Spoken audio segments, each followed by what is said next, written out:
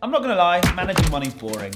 I mean, it's so boring that your boring school even thought it was too boring for them to teach. But one day, someone magically handed you that first paycheck, and you realized, I really wish I knew how to manage this. Well, aren't you just the luckiest thing for clicking on this video? Because here come 5 steps that will launch you into the top 1% of people when it comes to managing your money. The first thing that any human needs to do to control their finances is to control their debt. And by control, I mean pay it off. And by debt, I mean bad debt. Bad debt? Yep, which means there's also good debt. It's time to rethink everything you thought you knew about finances. To figure out what is good debt and what is bad debt, you first need to find your magic number. So let me show you how I found mine. I personally invest into the S&P 500, which has a historical return of 10% a year. But as you know from every warning ever, historical returns don't guarantee future results. So let's be conservative and estimate 8%. I'll calm you down even more and add a safety net, bringing that number down to 6%. Well, if the interest on my debt is more than 6%, I pay it off aggressively. If the interest on my debt is less than 6%, minimum payments, baby. Because any additional money can go towards my investment that's making more. This is because the money that I have will stack up faster than the money that I owe. You seriously just sit through an entire minute of me talking about debt management? You gotta be really boring, but not as boring as if you continue to watch this next section. If you're someone that's constantly running off to the bank of mum and dad, then you need to hear a short story about Steve.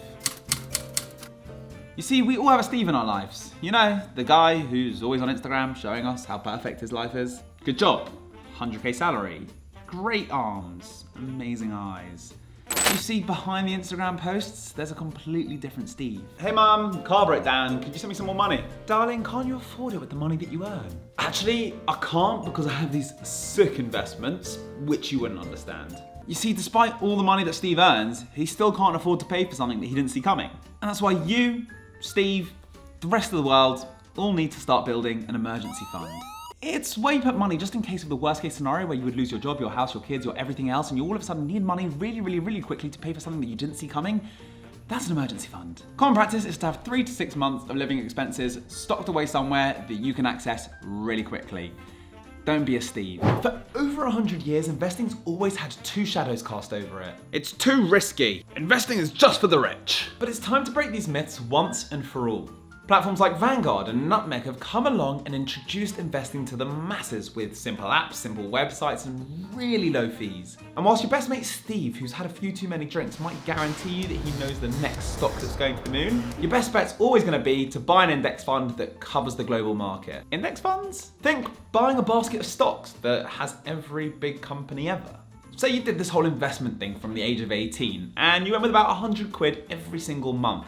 Assuming annualized average returns of 10%, you'll be a millionaire by the age of 65, having only invested about 50k. But remember, the key to investing has never been about trying to get the biggest return possible every single year, but instead staying in the market for as long a time period as possible. Think time in the market, not timing the market. Money management step number 4 is taken from the richest people in the world. Think Mark Zuckerberg, Bill Gates, Elon Musk, and future you. Station, this is Mark Zuckerberg at Facebook. Can you hear me okay? What is one thing that all of these guys had in common? They're all filthy rich white guys. But what I was gonna say was that if you walked past them in the street and you didn't know who they were, you wouldn't suspect they were millionaires for a second. And so the lesson's this: when you start earning lots of money, don't start spending lots of money. So hopefully you're now sitting there thinking, this video is so good, I could definitely manage my money well now. Good, because it's time to start hacking the financial system. There's a tool you can use to steal from banks legally. Use this tool correctly and it will pay you every time you spend money, could probably give you free flights, and will even give you a lower mortgage rate in the future. What's this thing? I want it. Of course, I'm talking about credit cards. I can see you already. You're rolling your eyes and you're going, they are the root of all evil. Keep them away from me. You see, us millennials and Gen Zs have a mistrust of credit cards, but it's not our fault.